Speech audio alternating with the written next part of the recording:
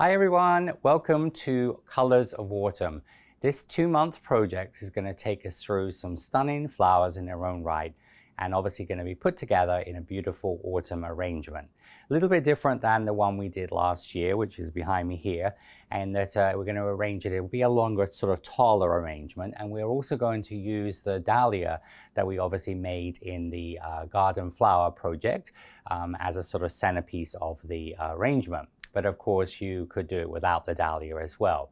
Anyway, in this first part, we're going to be making the horse chestnut, or what we call in the United States buckeye, or conkers, obviously the fruit from the horse chestnut, which I'm going to talk more about in a moment. So we're going to be making the chestnut, or the conker, out of the shell. We're going to be making one in the shell, which looks a little bit like a sea urchin.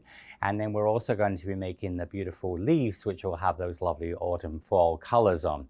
And in this first part, we're also going to be making a dried poppy seed head. In the poppy mold, obviously there's the seed head, which you can do in green, and I'm going to show you how we do this in autumn time. So let's get started. So this is a botanical drawing of the horse chestnut. Now there are many varieties of horse chestnut and many also varieties of sweet chestnut. The difference is this is called the horse chestnut because the nut of this is not edible, whereas a lot of you have had roasted chestnuts at Christmas time, for example, or marron glacé, which is basically glacéed chestnuts, which are very popular in France and are used for decoration in Asia. Candied chestnuts are very, very popular as well. And that's what is called the sweet chestnut, which is basically an edible version of this tree. But the horse chestnut gets its name because obviously the nuts are not edible to humans, but actually they are given to horses to have stopped some certain ailments. And so it will help the horses. So obviously they are eaten a lot by horses and animals. And so the horse chestnut, as you can see here on the botanical drawings, this is showing first of all the actual nut out of the shell, which is called the conker, and I'm going to talk more about that in a moment. But in England we call that conkers, and relates to putting a string through there and making what we call conker fight. And that's the nut out of there. And this is what the actual nut looks like in the shell. As I said, it looks a little bit like a sea urchin, and it's got spiky tops. Again, they vary. Some of varieties can be fairly smooth, and some of them have these spikes on. And we're going to do the spike version because it's a little bit more dramatic. And so we're going to be doing the one out of the shell, and we're going to do one in the shell, which is going to then have the shell, and it's going to be split, so it will actually have this effect in sugar.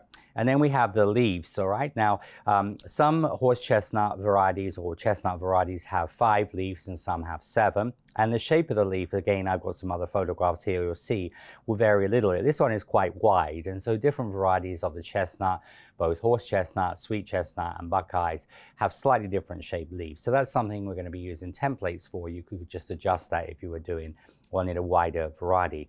And this also shows the flowers, which is called a candle. It's very much like the delphinium we made along with the dahlia in the garden flower project, and has this sort of tall. In the springtime you have these little like candles on the tree. So that's the chestnut. Here you can see, this shows the chestnut, and you can see there, I'll just bring the photograph up, you have this beautiful color. And this is where the name chestnut brown comes from. You know, so for example, horses, a chestnut horse is related to the color of the chestnut. So it's this sort of browny red color.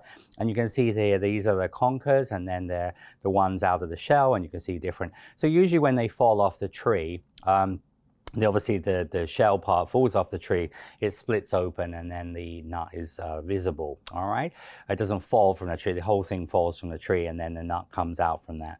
And you of course can also just take the shell and just split it open and then remove the nut. And some varieties have, you know, one single nut in, and there are other varieties that have multiple seeds inside. So some of the bigger varieties, so again, they do vary a little bit. Again, you can see the chestnut here, a nice illustration of the spiky top on it. You see the beautiful colors, all right? And in England, as a child growing up in England, we used to, in the autumn time, we would do conker fights. So actually what you do is you drill a hole through the conker. You can use a skewer, or you ask Dad to help you with a drill, and you put a piece of string through there and you knot it. And then you would actually take these to school in your pocket. And in a break time in the playground, you'd have conker fights. And that is where you actually sort of, one person takes the other person's conker, and you whack them against each other. And the one that obviously wins is a supreme conker. Now, at school, people used to cheat because they used to soak them in vinegar or bake them in the oven and things like that to make them stronger. So you did also have cheating going on in there. But it's sort of a fun thing. And actually, in one of the Harry Potter movies, they show conker fighting in that movie. But it's sort of something very British. And as I said, it was a lot of fun as a child. I don't think I want to do it now. But it's also a bit dangerous as well, because you get a lot of bruised knuckles and things, because if your opponent conker hit your knuckles, you obviously get a nice bruise on there. But also here in the United States, this is Buckeye, which in Ohio, which is the northern United States, up near sort of towards Canada. Basically, Ohio is known as the Buckeye States. There are a lot of Buckeye or chestnut trees grow there. And this is a very popular candy in the US, sort of sweeties, called Buckeye candy. And basically what it is, there's a recipe, like you can find a recipe online. It's peanut butter and icing sugar or powdered sugar and butter and vanilla extract, and you make it into a ball, and then you let it sort of dry, and you put it on a toothpick and you dip it in chocolate, and then when you take it out of the chocolate, you get this effect here. So this is actually like a peanut butter center, and then you have the chocolate around the outside. So this is sort of popular autumn candy or sweetie, and fun to make if you like peanut butter. And this shows, you can see here, the shape of the chestnut leaves. All right, so you can see some of them are a little long and skinny. Most of the sweet chestnuts are a little bit more this shape, all right, whereas the horse chestnut has this wider part of the top. But you can see the shape, this one sort of comes to quite a point, so it does vary a little bit from variety to variety, all right? And you can see here, this is the color, and these are sort of the colors we're going to be doing in this nice autumn color. So we're going to be making the chestnut leaf in cream color, and then obviously that gives a nice palette to dust the colors on to give that beautiful color. All right, so it is something you could make not necessarily in autumn time, and you could do green leaves and even the blossoms in the springtime as sort of a filler. But anyway, that shows, give you some idea of the chestnut. So here also in this book, and of course you could look this up on Google search, put in Buckeye or horse chestnut, but you see it sort of shows obviously again some varieties of the chestnut, the Buckeyes, and you see how the leaves, like the California Buckeye, you see it's got a very skinny leaf, all right? So it's one of those things you pretty much have you sort of, we're just using as a general guide, but you know, so you could vary the shape of the leaf, and as I said, the actual sort of candle, you can see some of them are shorter, some of them are long and skinny. This one is sort of a red horse chestnut, okay? And obviously this one is a sort of the common horse chestnut, which is a very popular one in England. But also just to show you, this is a sweet chestnut. So when you have, and you can see this sweet chestnut, its actual leaves are a little bit more serrated, a little skinnier, and also that has multiple seeds in there. And that is what is used at Christmas time when you have roasted chestnuts, like in, say, New York or London or Paris, and also marron glacé, which is the glacéed version of that. So this is a sweet chestnut, all right? And so you open up this almost like a sea urchin, and this is done with little tiny needles. In fact, in my school in Japan about 20 years ago, this is very popular chestnut flavor in Japan in autumn time. My students wanted to make one of these, and we actually I got them making #1 balls of paste, about 250 of them, into little needles. And then what we did is we made the seed head, just like we're going to do on this particular project. And then once you've made that, you take the dry needles and then you stick those into the piece. So it took about 6 hours to make one chestnut, but it looked very realistic when it's finished. And we had one with it exposed like this. Now, when we make the chestnut, following your checklist, we're going to make the Concord chestnut. We're going to use in sugar a number 12, two number 12s of chocolate dark brown sugar paste or rolled fondant. I'm using here just the Renshaw brown, but you know, in all countries, there's some brand, you know, for example, Satin Ice have a brown fondant here in the US, and many companies in the UK. It is just sort of chocolate brown. It doesn't have to be chocolate flavored. It can be just chocolate colored, which this particular one is. And if you don't have that, you can just use white sugar paste or rolled fondant, and then all you need to do is just take some brown coloring. All right, but you just want to obviously make this a dark chocolate brown. So you've got two number 12s of, as I said, a chocolate brown. This is just straight sugar paste or rolled fondant, and then I take a number 8 of red flour paste, flexi paste, or gum paste. All right, so what I'm doing is I'm just going to take a number 8 size of red. So this is a pre-made, this is actually flexi paste, or poppy red flexi paste, but this could be red gum paste, it could be red flour paste. All right, pre-colored, or again, you could take a number 8 of white and then just color it red. And I found that makes a really good color. A lot of times, as you know, like when you've, for example, with the pine cones, so when I make my pine cones, I usually mix this with white because it's almost a bit too dark. But for what we want, this really dark chestnut brown color, so this is sort of a perfect color to use as it is. So all we're going to do is you're going to just take the paste and just combine them together. As I said, you can use pre-colored or obviously, and we're just going to mix the red in here, and the red is going to give it that sort of like mahogany, chestnutty sort of color, that red that you get like on a chestnut horse. All right, so you're going to mix this through, and this is going to give us the color. You can obviously work a little bit of vegetable shorten into there. Now, because the seed that's in the shell is going to be on a base of a styrofoam ball, and the other one, obviously the one out of the shell, is going to just be used as it is. It structurally doesn't have to be really strong, this paste. So sometimes, of course, we would add tylose to this, or we're done with 100% flour paste, gum paste, whatever. But here we're just used. So this just got a little bit of flour paste or gum paste or flexi paste in to give a bit of strength. All right. So I'm just going to put that to one side, and then with your air drying clay, so if you wanted to do this with air drying clay, in your checklist there, what you actually do is you would take a number 12 small of brown, this is the pre-colored brown, a number 12 small of pre-colored red, and a number 12 small of pre-colored orange. And if you mix those 3 colors together, that will give you a fairly comparable color. You see, this is air drying clay, this is sugar. So as I said, you're just going to combine, so number 12 small of brown, number 12 small of red, and number 12 small of orange. Combine that together, and that will give you about a comparable amount of the sugar as well. But remember, this is small size, and that will give you the color for air drying clay. Because obviously the dahlia I made with air drying clay, and if you want to follow that through by doing everything in air drying clay, those will be the colors you use. So next we're going to start on the actual making of the conker. So we're going to take, in your instructions, says take a 20 gauge half length green or white wire, make a 13 millimeter half inch open hook on the end. So we're going to make about a half inch or about 13 millimeters. All right. And this is going to be a sort of fairly open hook, meaning it's not too closed. All right. It's going to be open like this. And that's the first step.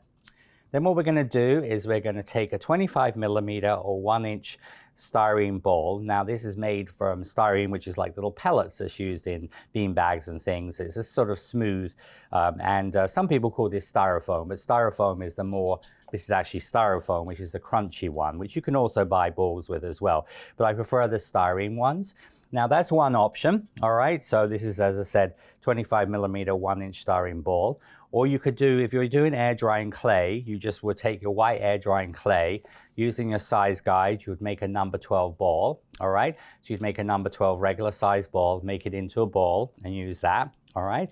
And then the other option is you can also, if you have your measuring mold, you can take 2 half number 2 size balls, attach together, and then dried a little in crate or convoluted foam. So you could press your air drying clay in number 2, cut it off, remove it, number 2, cut it off, remove it, put a little bit of glue on there, and then you just would obviously combine them together, and you would just put it to dry like this into your here, just for a few minutes, so it just so the glue dries, all right?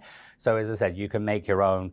And like if you're wanting to use the air drying clay for a center of a sugar one, you can do, but you just need to let it dry for a couple of days, because if there's any moisture in the air drying clay, it couldn't have a reaction with the sugar.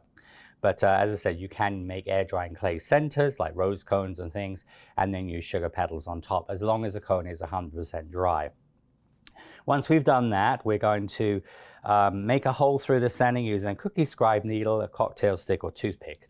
All right, so you're going to use, now you might be tempted to use your companion tool because it's so useful, but the end of this is quite delicate, all right, and you could damage it or make it like a little bent on the end. So I wouldn't use your companion tool. So you can use a cookie scribe needle, all right.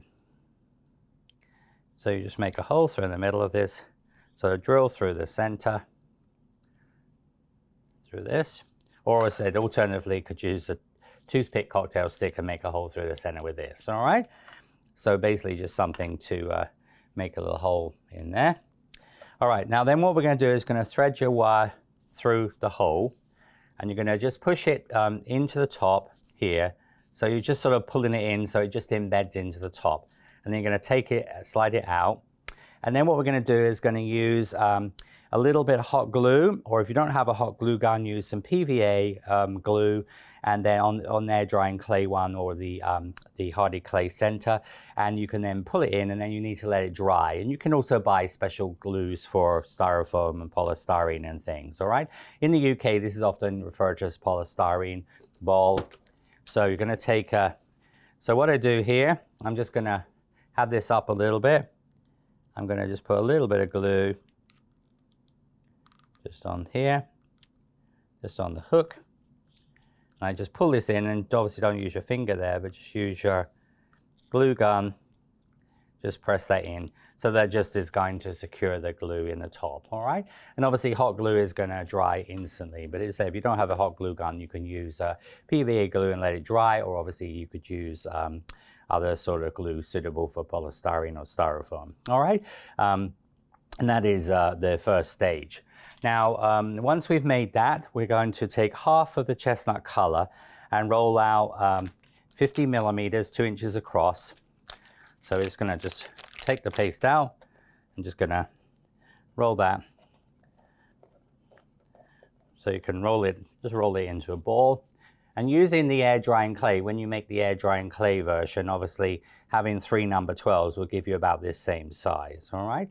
And so then you're just gonna cut that in half.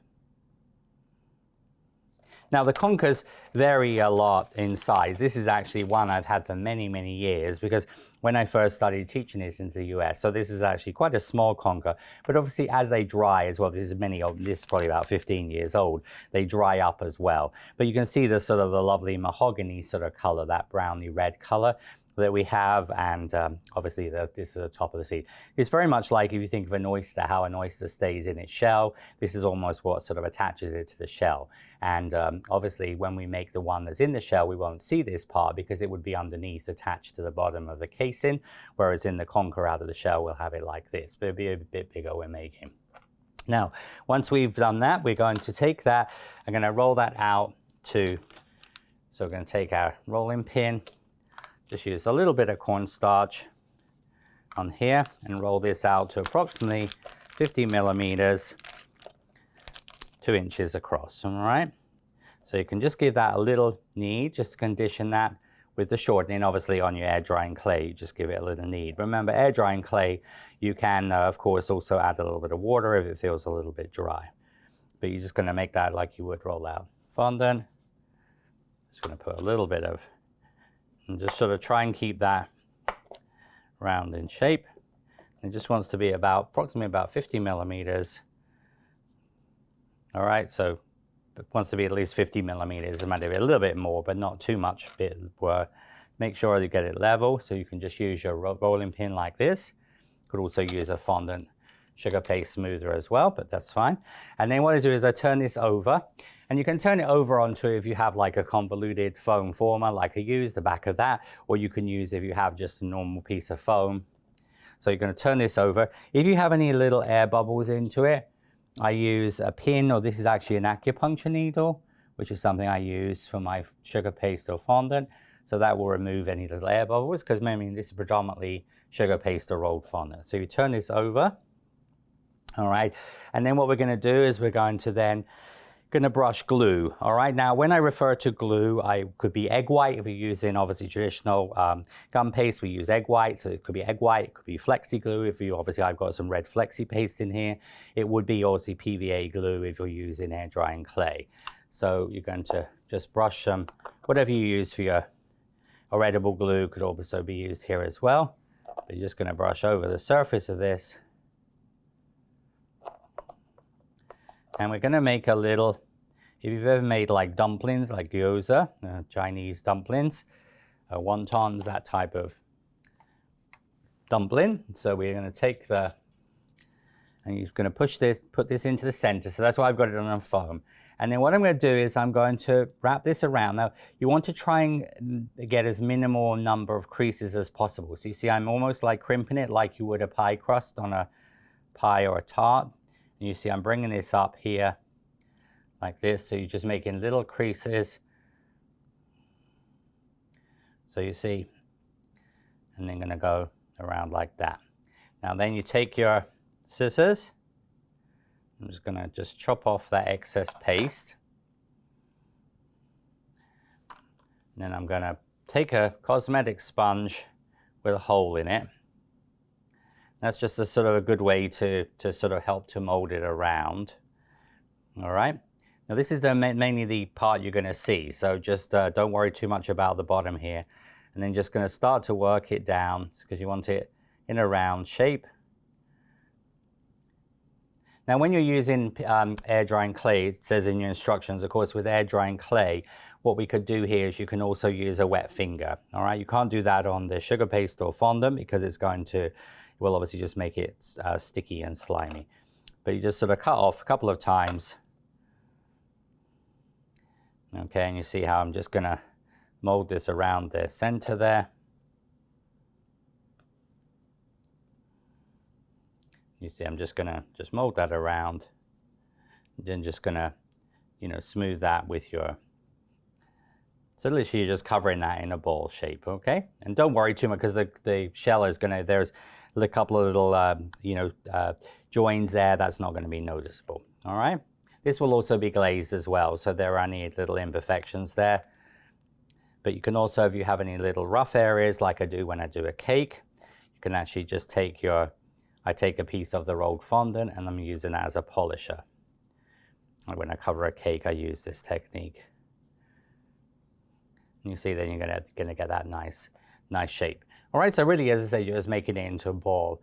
Now then that's going to, so once you've done that, we're going to then let dry. All right, now we're gonna come back to that once it's dry. So if you were wanting to do this, let's say all in one day, you could put this in your food dehydrator, or you could just leave this till tomorrow. It does have to be 100% dry though.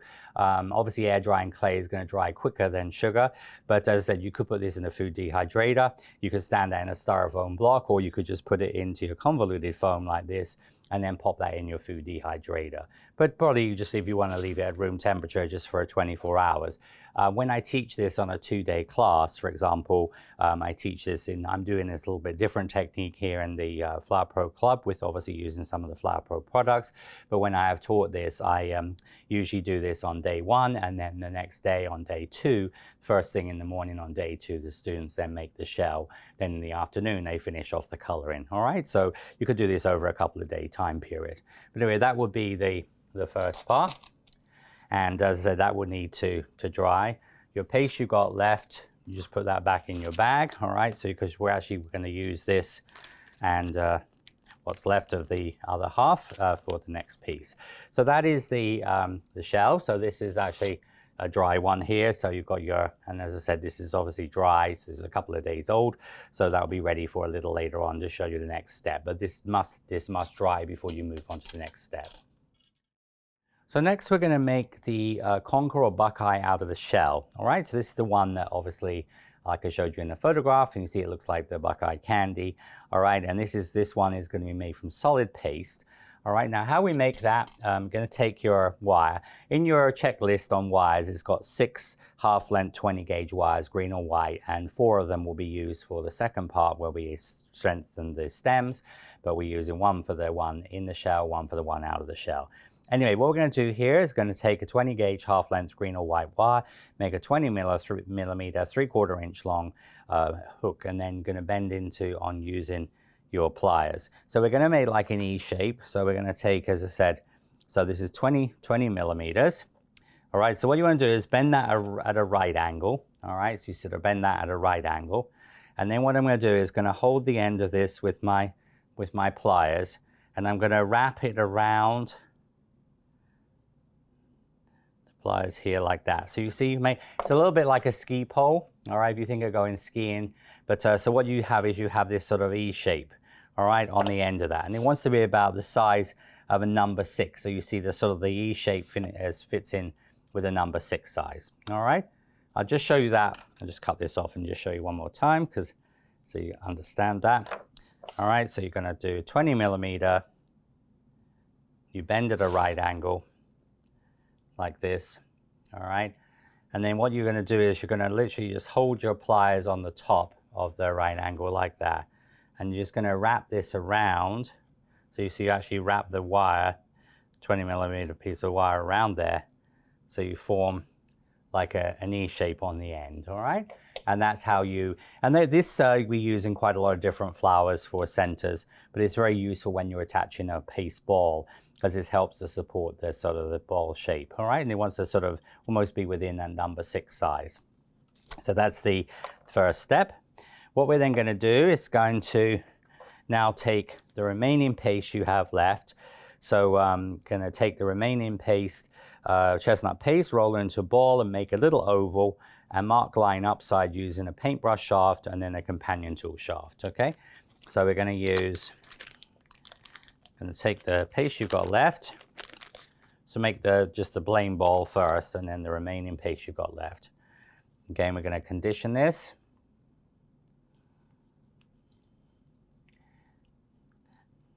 Of course, this will feel a little bit stickier than normal because this is obviously, the majority of this is fondant, okay? And then when you make this into a ball, you want to cut both your hands. You can use a little tiny bit of flour cornstarch if you want, but you're going to cut both your hands slightly, and that will make it into a ball. So if you're making, you know, figure modeling and that, we use that technique a lot. So you see, you make that into a ball shape. Then we're going to make it slightly sort of irregular. So I'm going to make it a little bit oval shape. And then I'm going to make, going to just use a paintbrush, or you could use like a stick, you know, but basically like a paintbrush hand or a stick like that. We're going to make a sort of a crease up the side of this. So I'm going to do this at an angle. So sort of making like a little angle on this here.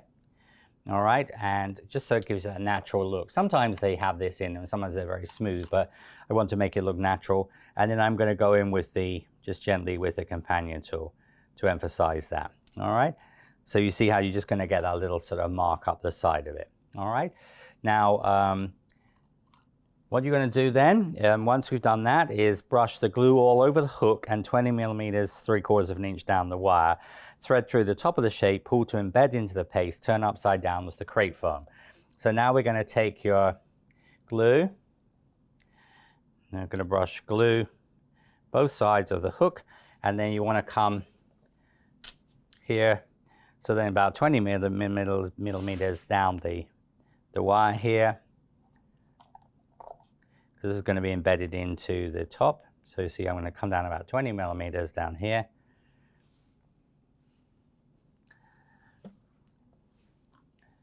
And you can thread the wire through the top, and you can use your piece of foam. That will help to stop you squashing it. All right, and then what we're going to do then is just going to embed that into the top. So you see how it just wants to become embedded into the top there, like this. All right, and then we're going to just turn it upside down because you don't put any stress on this. And just pop it into your convoluted foam. All right, so this is going to go into here just while we do the next part. Now you want to just clean your hands, because when you're working with colors like the red and the brown on your hands, what's going to happen, you're going to get pigment on there. And we're going to take now some cream color. Now we're going to, for the project, we will be using cream color. So this is in your checklist. So on your checklist, this is for the leaves and the conker and also the dried seed head of the poppy. So this is 40 grams or a number 15 white paste. This is actually using flexi paste here, but flour paste or gum paste, all right? And this is going to be colored with a dark cream using cream, gold, ivory, and lemon. Now, there's many companies. This is, for example, US brands. So this is called gold, which is a dark cream color, creamy yellow color. You can also use ivory, ivory with a little bit of yellow. But in the UK, many companies like Sugar Flare do a tartrazine-free cream, and Rainbow Dust do a cream color in the UK. So basically, it's just a sort of dark cream. And for air drying clay, in your checklist for air drying clay, you're going to make up 4 batches of dark cream using a measuring mold, 4 number 1s and 4 number 7 oranges. So what we're actually going to do is we're going to make here using your measuring mold. So we're using the cream, the orange color here, all right? And what we're going to do is we're going to do the number 7 colors there, okay? So you were going to be making in your cream color sort of these sort of cream, dark creamy colors, all right? And it's got a little bit more of an orange to it, but as you can see, it's sort of comparable sort of colors to there, all right? So what you do there is you're going to use 4 number 1 whites, and then you'll need 4 number 7 oranges, all right? So you just will take the number 7 size cavity, which is this one here, all right? And that's going to give you that sort of that color there, all right? So this will be the color we're using as a guide. That will be mixed together with the orange. Again, if you don't have, obviously if you don't have, for example, the pre-colored hardy clay and just have white, of course you can just use your gel food colors in the same way, all right? So we've got that. So I've got 40 grams because we're going to use this for several projects. So what we're going to do is we're going to take a number 4 small ball of paste. So we're going to use your size guide here. And you want a number 4 small. That means it wants to just go through the hole. There we go. And we're going to use that as your little guide there. And then we're filling the top of this using Dresden tool and ball tool end of the companion tool. And then we want to take a number 6 small for the top part, the actual seed part. So this is going to be a number 6 small. So you can measure those both off at the same time.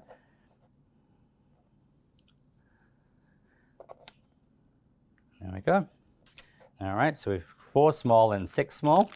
I'm going to put obviously the 6 small onto a little container. I'm just going to take my little bit of paste here.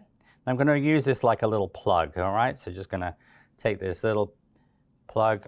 Now I said it's easier to do this if you use a piece of sponge. That will stop you sort of squashing this. So all you're doing is you're just going to fill in, because you're going to use your Dresden tool just to fill that in. So this, remember, is just a little plug, all right? So it's just going to now make the paste level with the top of that. You can just roll that with using your little companion tool, all right? Just turn that back upside down. And then we're going to take the number 6 small. So this is actually going to be this part on the top. And this is usually a sort of an oval, sort of kidney sort of shape, all right? It's not just round. Like when you do the candy ones, I showed you the Buckeye candy, of course, you're just dipping them, so they will always be round. And then we're going to be doing some modeling on here with a paintbrush and some splattering of brown on here when we finish this off. So this is a number. So just thin that out, make it into a regular shape. So just thin out the top of this. So I'm just going to make it just like a little sort of almost like a kidney shape. Looks like a bit like a bean. And then you'll put a little bit of glue on the flat part of that.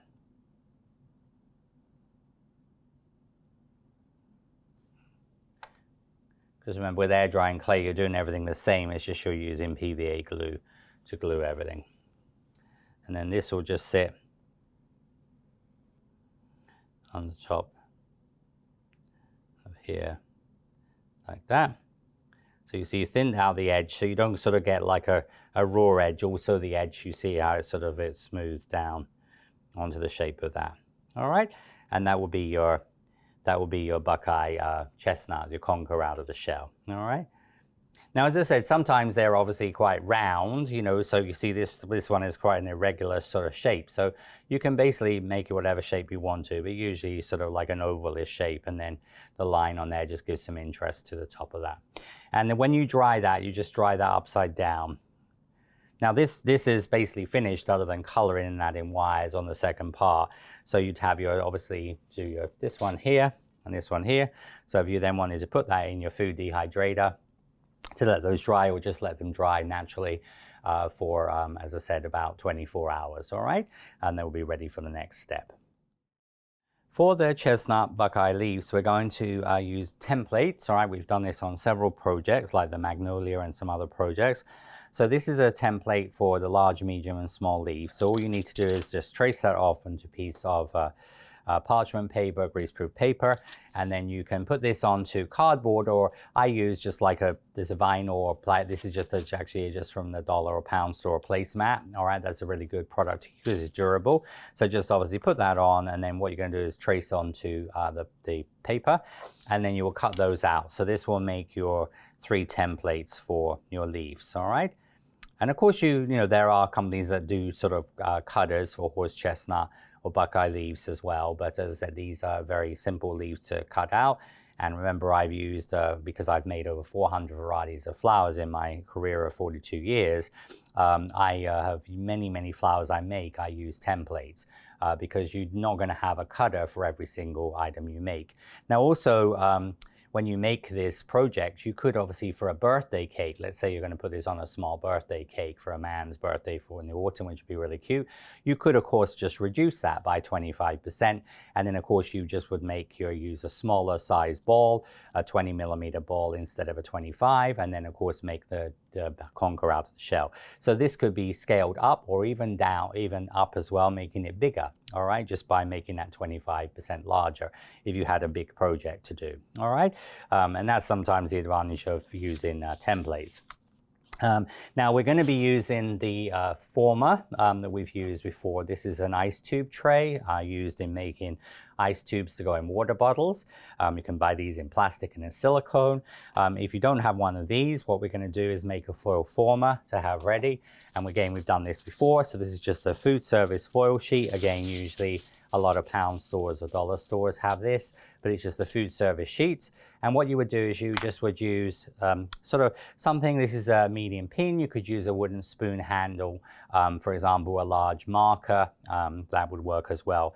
But what you'd also just do is just take the foil and you just sort of form over the top of the foil. And you just need 5 cavities. So you just go like this, all right? And what you would do is, with the foil one, you're just going to fold the top of this over, just slightly, and so that when you put the leaves in there, they would dry in a slight V shape. And you can also even do that with your fingers, all right? You can put 2 fingers underneath, all right? So you put 2 fingers underneath and 1 finger on top, and you're just going to obviously create that sort of shape with the fingers. Show you that again, so you can do this.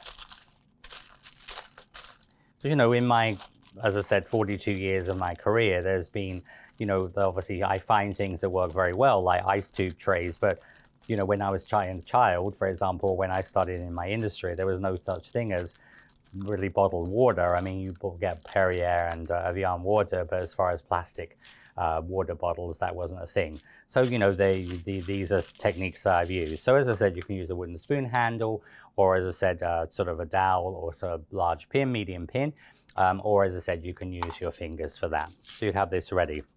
And what we're then going to do is, next step, we're going to be rolling out our paste and cutting out the templates. So we're going to take approximately half of your cream paste, all right, this is the 40 grams, and we're going to work a little bit of shortening into this. Just going to give this a knead. Remember, this is called conditioning the paste, all right, and especially when we're using, as I said, especially with traditional flour paste or gum paste, and this is flexi paste, which again, I still condition in the same way. A little cornstarch, corn flour down there, and we're going to roll this out. Now what you want to do is roll this out, because we're going to be cutting 1 large, 2 medium, and 2 small. You want to just sort of roll this out. So this is about the sort of the size of this, all right? So if you roll it out like that, so this is about the length of the paste, all right, the bigger size one, and then feed it through the pasta machine this way, then obviously that's going to give you enough length, okay? So I'm going to use number 3, so number 4, speed. So I'm going to go through, first of all, on number 1. It just regulates that. And then I will go to number 3. All right, and you can go through there a couple of times. So that's that paste rolled out, ready to be cut out. Now that is actually the thickness. We did discuss this in a Q&A. in the Flower Pro Ultimate Members Club. This is actually 5 playing cards thick. So if you take a pack of playing cards, this is 5. Number 3 is 5 playing cards thick. And what you can do is if you put 5 cards one side and 5 the other, when you roll across with your rolling pin, that will act as a spacer and it will give you the correct thickness. All right, so now what we're going to do is, again, if you have any little air bubbles, you're going to use your pin or your acupuncture needle. And we're going to take the template, put a little bit of corn, and especially for air drying clay, because if you take the plastic or cardboard pattern, it will just laminate to the top. So just literally rub the top with a little bit of corn flour, cornstarch there. You can just cut this out. And you can cut out with, for example, use a little knife. You can use a cutting wheel. I use these quite a lot, but you can use your cutting wheel here. This is quite thick. You know, usually a lot of times we do number 4 for leaves on the pasta machine, but we're doing this a little bit. And then you would cut out, I'm just going to show you one of each of these. And of course, for air drying clay, with your air drying clay, if you find it just drags a little bit, you can take a little bit of vegetable fat and shortening and put that on the knife blade. And of course, you could also use, for example, a scalpel X-Acto knife. And when you do that, you would need to do that on a self-healing mat. Don't do it on the surface like this, because you will destroy your plastic surface.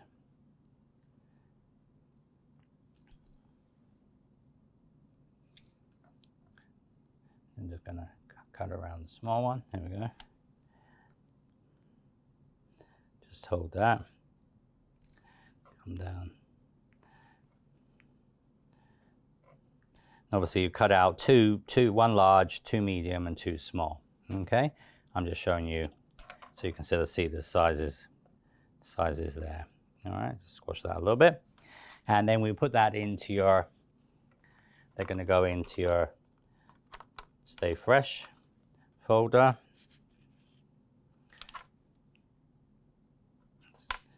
Remember, it's got a little square edge onto there.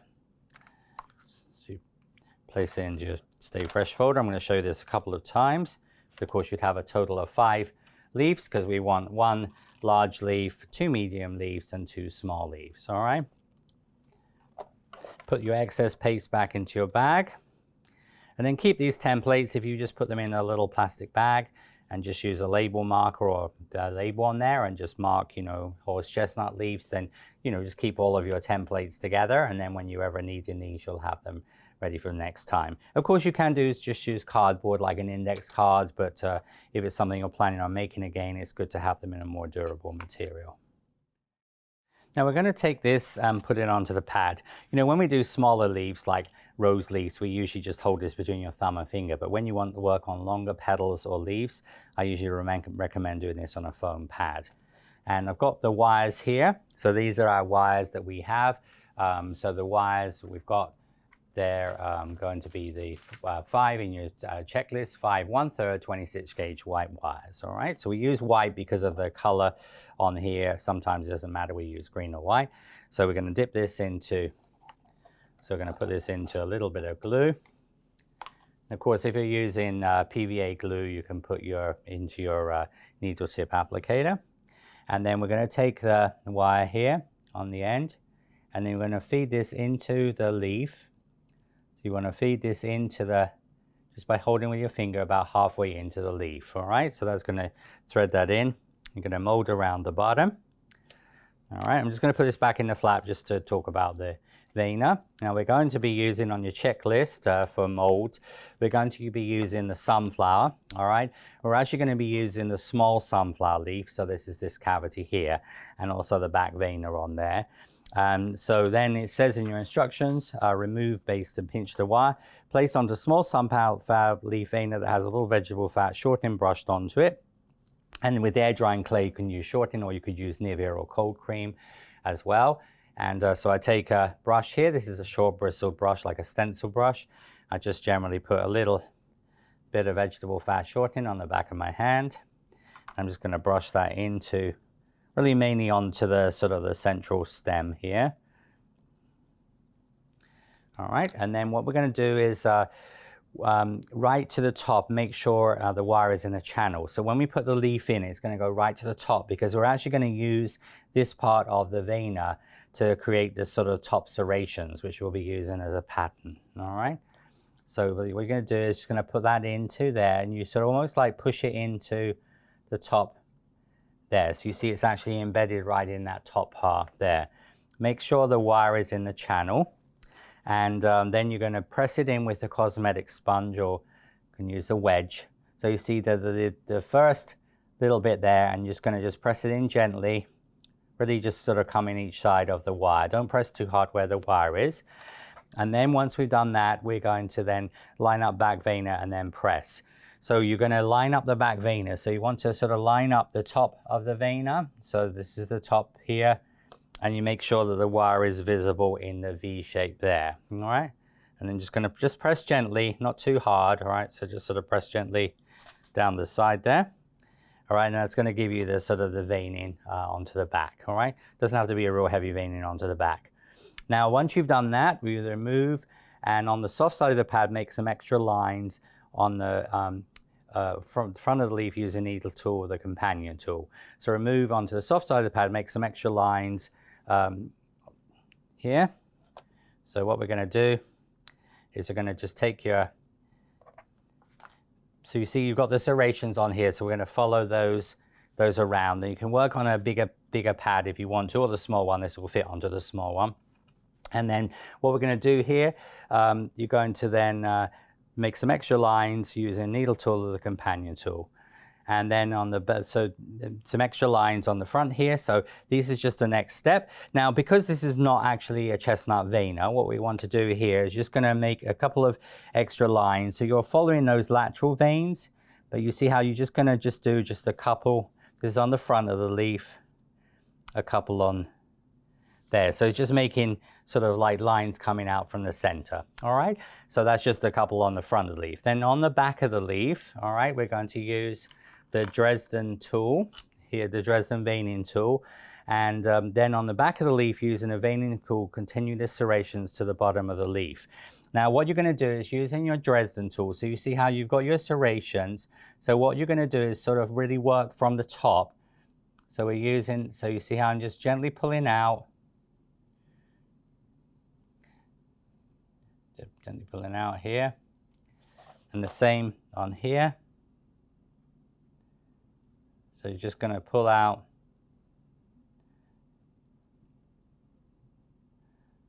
So you just sort of get these serrations on the edge.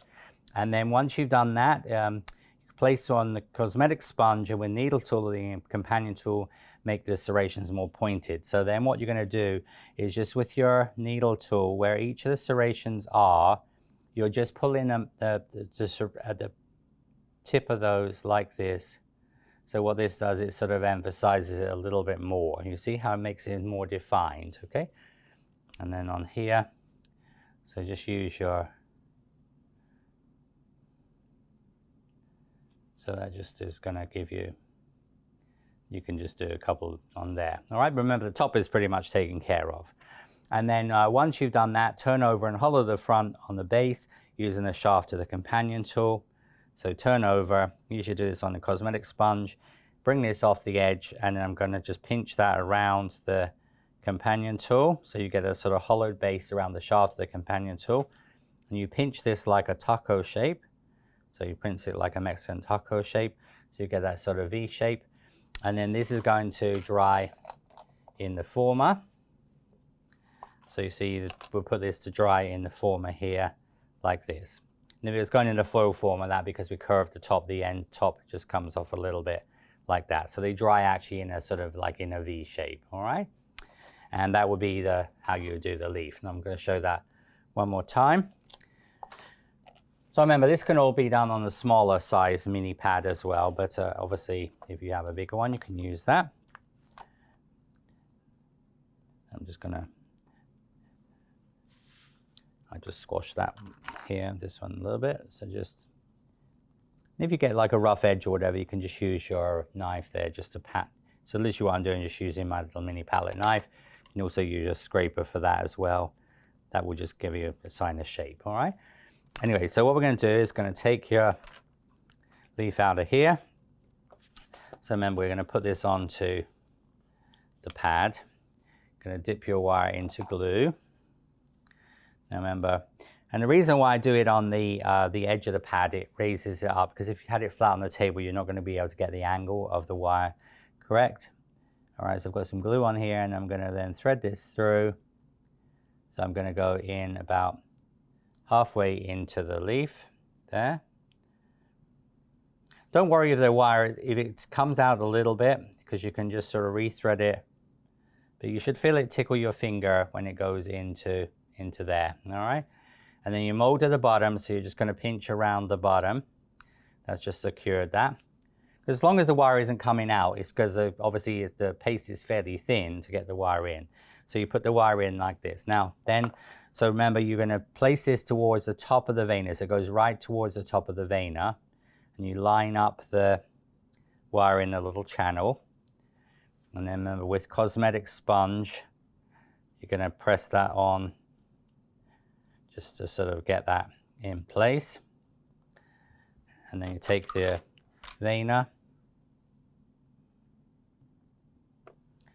You're going to line that up.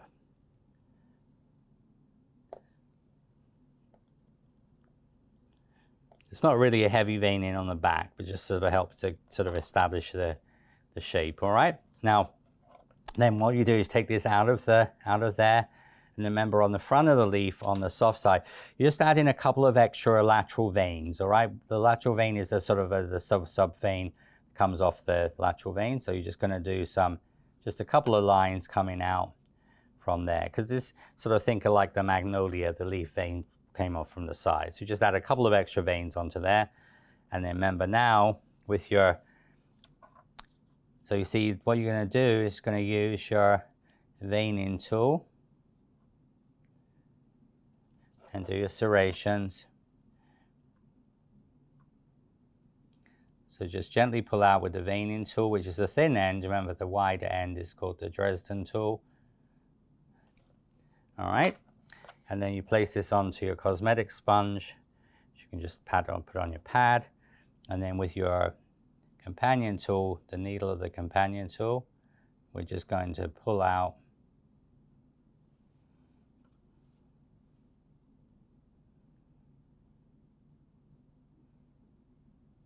so this really almost like emphasizes it, and you do this on the cosmetic sponge. So you get your serrations. So you see on the front of the leaf, you'll have this nice serrated leaf, all right? And then you take your companion tool. We're going to use the shaft of the companion tool. Just pinch that around the shaft of the companion tool. You pinch this like a slight taco shape. And then you put this into your former, or your foil former. And then you would just continue with the second medium one and then two small ones, all right? So this is what we need. Now, as I showed you in the images, there are some varieties of chestnut that have, for example, 7 leaves, all right? So basically what you could do is you could either do 2 sets of medium or 2 sets of small. So you could do a large, medium, medium, small, or large, medium, small, small, all right? So that you get this sort of thing of a hand with an extra 2 fingers on it, all right? So that will be how we would make the leaves. So now we're going to move on to the dried poppy seed head. Now in book number 3, you can see here, this shows the poppy seed head, obviously the dry poppy seed head. Obviously in the autumn time, you know, when the green seed head obviously dries, it's going to become sort of a creamy color with brown. So we're going to make one of these for the arrangement. And of course, you could make 2 or 3 of these if you wanted to, but we're going to make one of these, okay? So when we make this, we're going to, in your checklist for the wires, we have a full length 20 gauge white wire. We have half width white floral tape. And what we're going to do is going to take half width white floral tape, take 5 times on the end of the wire hook and tape around another 10 times. So 5 times H times 10. And then we'll add 2 extra 22 gauge wires. So remember, this is a 20 gauge wire, and we're going to add 2 22s because we don't need a lot of strength here. It's not that big, but also, especially in air drying clay, it's lightweight. So it's just we're using the 22 gauge added to the 20, so it's going to have a little bit, be able to move it. It won't be too stiff looking. All right, so And this needs to be white wire and white tape because obviously it's a cream color. All right, so we're going to around the end of your wire, 1, 2, 3, 4, 5. And then taking your pliers, we're going to hook that. Remember, the hook is going to be the width of the tape. So 5 times hook times 5. And then 1, 2, 3, 4, 5, 6, 7, 8, 9, 10.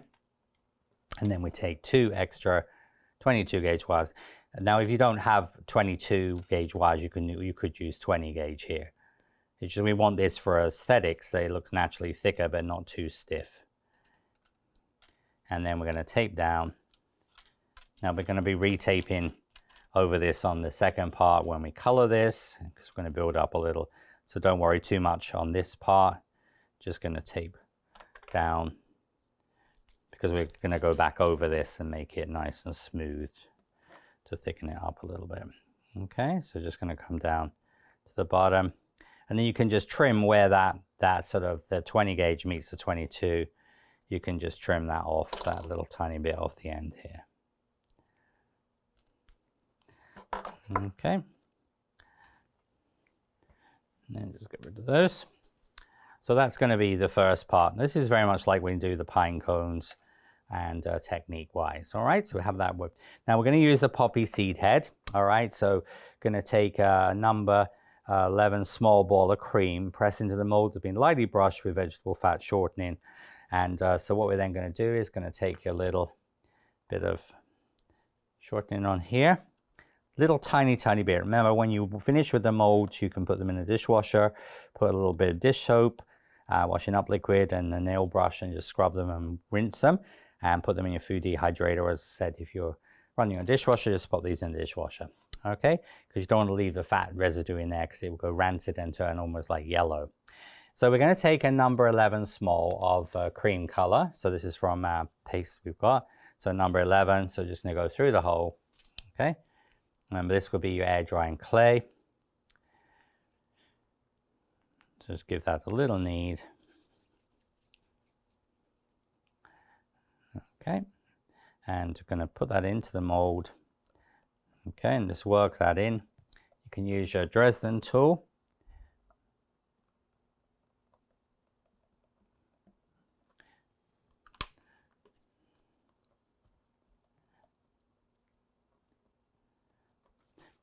And just where that you see the little bit of paste there, just push that up because we need so just sort of the paste will naturally work down that way. All right, and then we're going to take your glue. All right, and we're just going to put the glue. So so brush the glue on one side of the floral tape bud. So you're just going to do it on the side it's going to come in contact. So again, we can use your glue, or you can also use piping gel for this as well. That works fine when you make pine cones and things. But I'm just going to put the glue on one side of that. And then we're going to go in at an angle. So I'm going to put my pip wire in at an angle and level out. And then just using my flexi scraper, you can just flatten that out with your flexi scraper. This doesn't have to completely disappear here, but just going to make sure that the paste is secure on there. All right, so it wants to be level. So let's say with your flexi scraper, you just press that level. And then what we're going to do is flex the mold and remove, then make small holes with the, so here you're just going to flex that and remove it. All right, so you'll have all this beautiful detail. And then with your companion tool, so what we're going to do is the companion tool, sort of like at the top here, in between the raised ridges, you're going to make a little hole. So you're going to make like, so you see the ridges is here. So you're just going to make a little hole, because they're almost like when you have these, they're like little pepper shakers. The little seeds will come out of those little holes. All right, and that will be the half of the poppy seed head. Now, then for sugar, you would let this dry, and in your instructions say, if note on air drying clay, repeat the second half straight away, because air drying clay shrinks when it dries about 8 to 10%. if you made one half and then let it dry, when you do the second half, they're never going to match up. So if this was air drying clay, all right, this is sugar, but if this was air drying clay, the hardy clay, you then just would repeat the second half exactly the same again. Obviously, you're using PVA glue. So if you're doing that, all right, for air drying clay, make one half, the second half straight away. If you're doing sugar, all right, you need to let that dry for, as I said, 2 or 3 hours in the food dehydrator. So you can just lay that on the mesh in the food dehydrator, or again, just like your conker, just leave that like 24 hours, all right? So basically what you can do is make your conker, make your poppy seed head half, and then the next day you're going to do the next step, which I'm going to go on to, all right? So I'm going to now show you that, all right? So basically once that's dried, all right, for, as I said, 2 to 3 hours in the food dehydrator, or as I said, really sort of 12 to 24 hours at room temperature, you're going to make the other half. But if this was air drying clay, this would be how I would do it. So what you would do is you just repeat the process again. Okay. So again, you're now going to just repeat the process.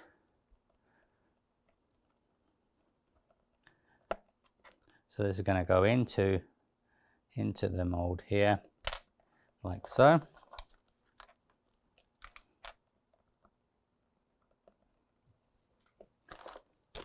If it was a little bit small, sometimes, when you measure it, it might go through.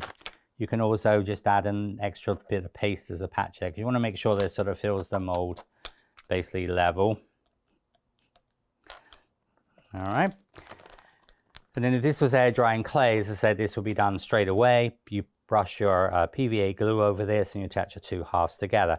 Now remember, just a couple of things. If this was air drying clay, because air drying clay shrinks, all right, it contracts, you need to make sure you really brush right the way to the edge. So if this was air drying clay, it actually make sure you brush well onto the edge. You can actually have some even going onto the mold, because you can wash that as soon as you finish with it. Because if not, what happens is you'll find you can get gaps. But with air drying clay, if that happens, you just take a little bit of air drying clay, soften it with a little bit of water, and just use that as a sort of like a putty to fill in between the two. All right.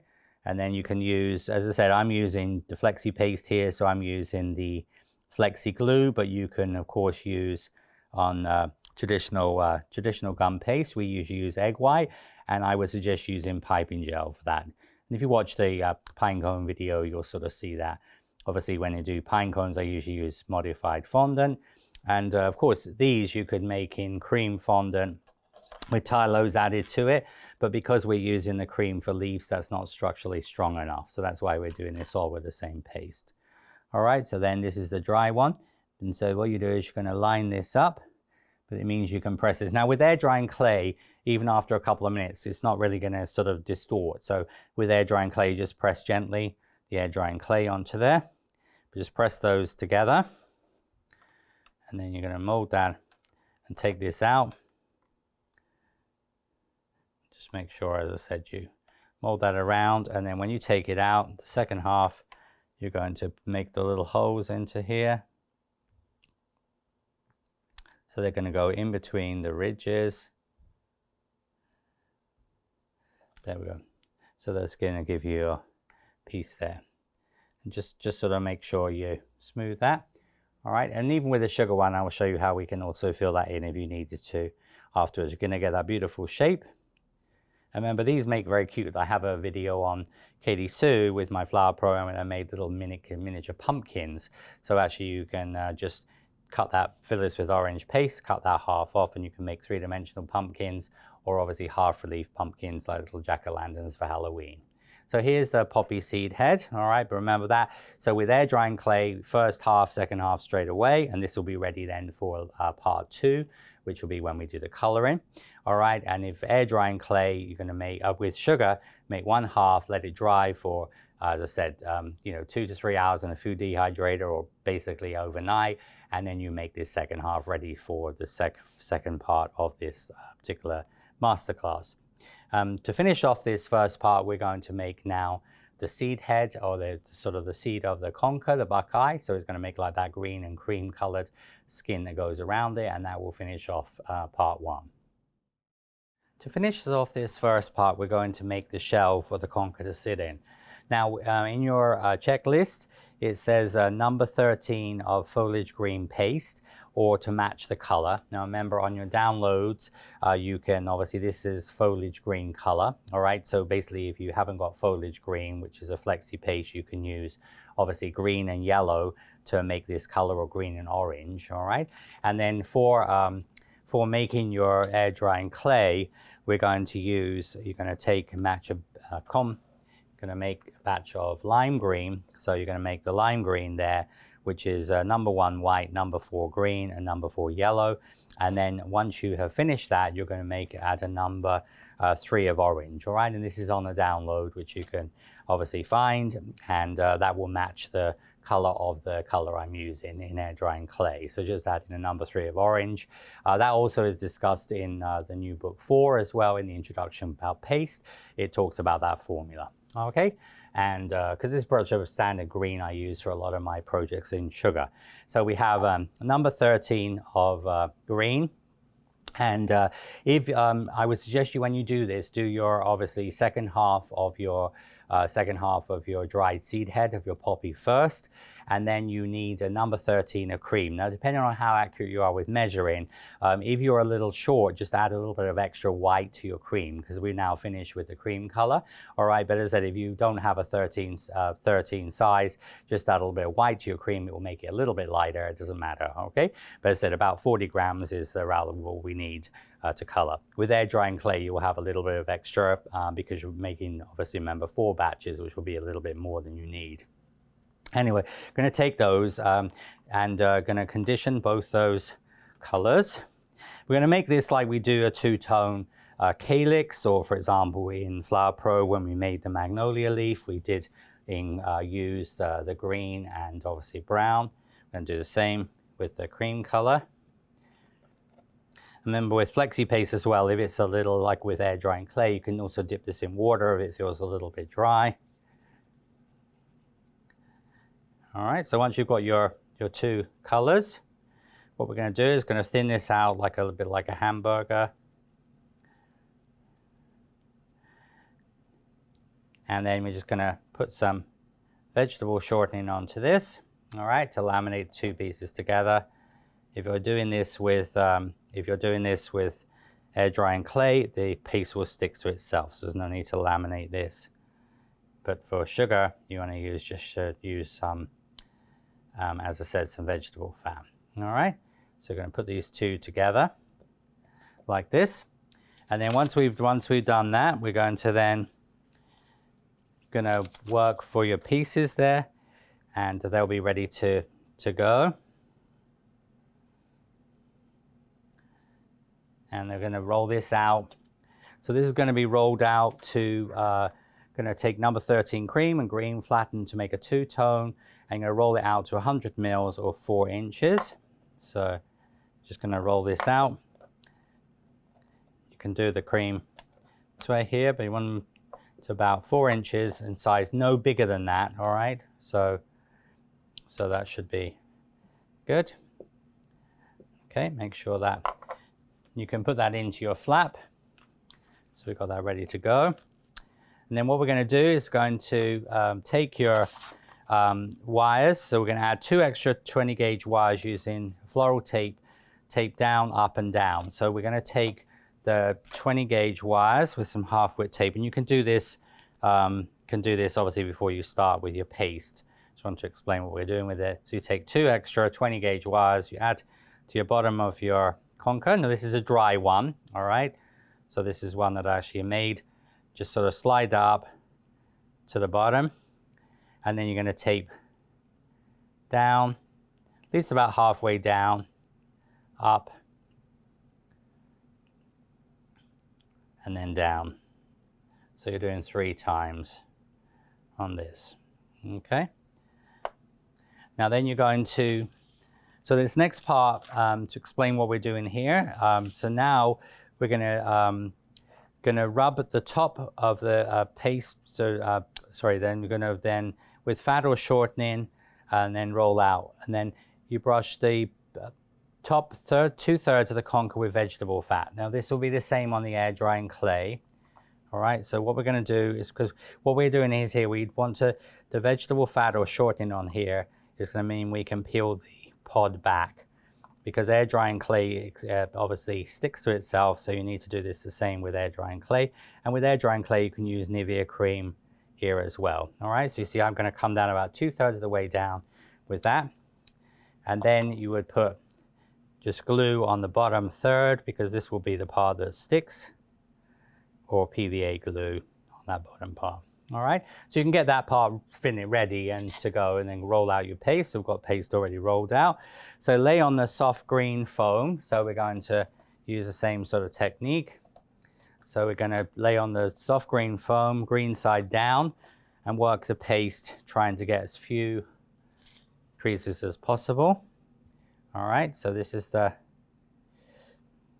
all right, so here you see, so again, what I'm trying to do is I'm trying to create like little tiny creases here, but I'm trying to get the creases in here so we get as few creases as possible in the main top part of this. All right, so you see how you can just pleat this,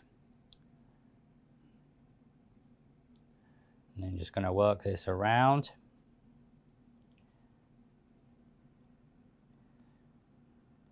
All right, it's just going to work that around. You can trim that excess paste off here. So you can do this in a couple of stages. You see how I'm just going to work the paste. Now you will get a little bit of a marbled effect here, but this is basically going to be cut off, so you won't be sort of really see that.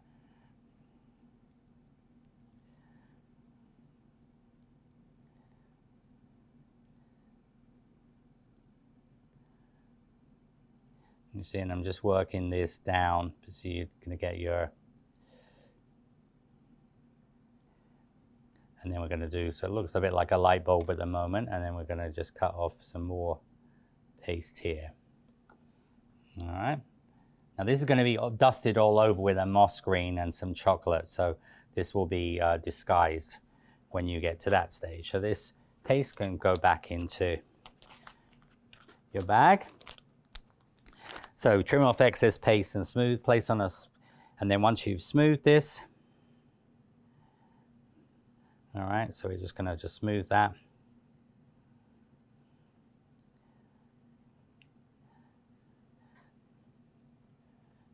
You can take your little flexi scraper.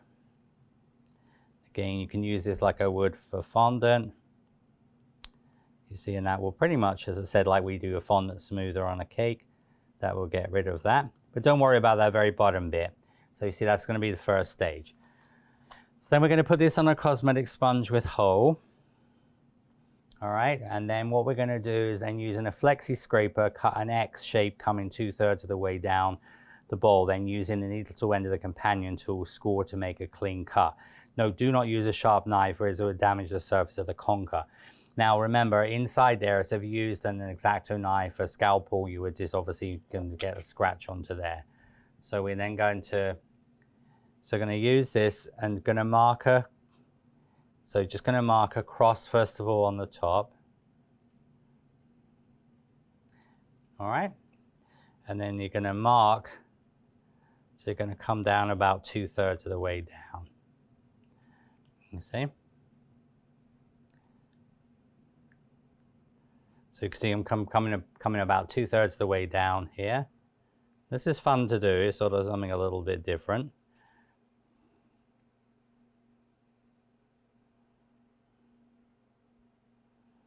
All right, then I'm going to go in with your companion tool, and with the needle tool end of the companion tool, I'm just going to go to separate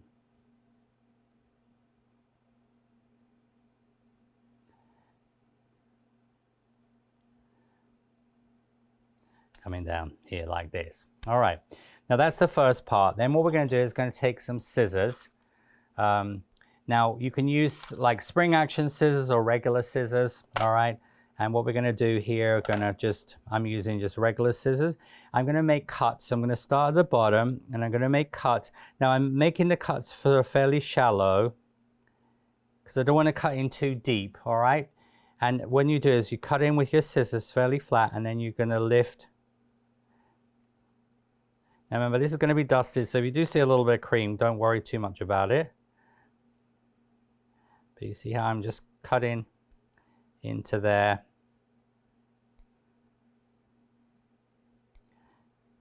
Make that look sort of fairly natural.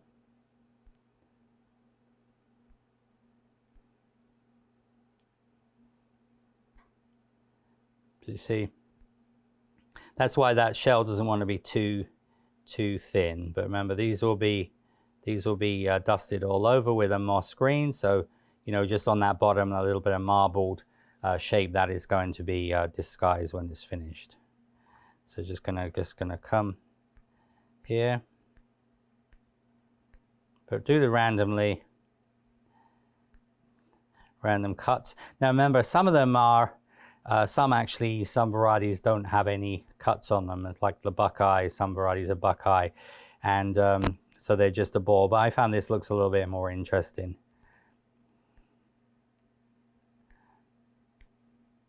And it's a really nice feature in autumn fall arrangement.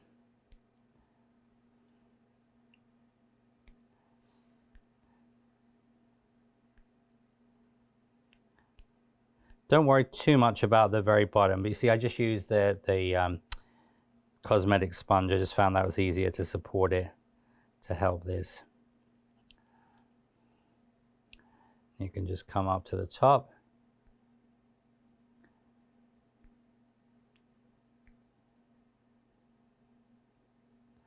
There we go. All right. So now the big reveal. All right, so what you're going to do is now going to come. So now we're going to take the shell, and you see I'm going to peel the shell back. And you see what that does, exposes the conker. Now I'm going to just do two sides here. And I'm just going to just separate the other two very slightly. All right. Now, if you've got any paste on there, just use your companion tool and just scratch that off. But you see, if you use a sharp knife, what would happen is you'd end up with getting a lot of paste. All right. So then just put that into your styrofoam block, and then you just want to take some little foam pieces.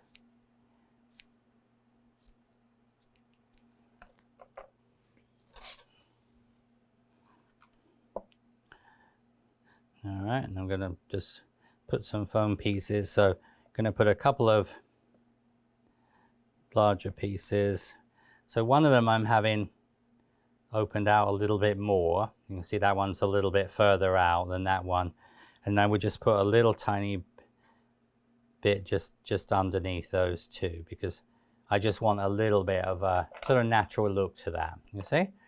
All right, and then all we're going to do is take that off.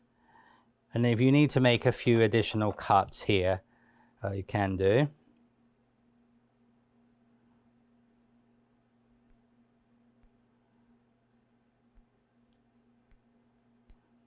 All right. Something like out of a Stephen King movie at the moment. And but here you have the horse chestnut.